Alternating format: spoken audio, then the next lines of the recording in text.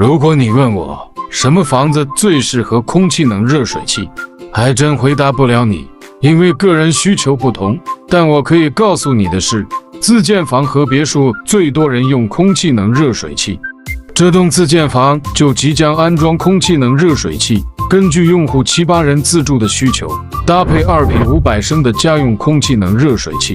用户也按照我们的要求预留好了水电管道。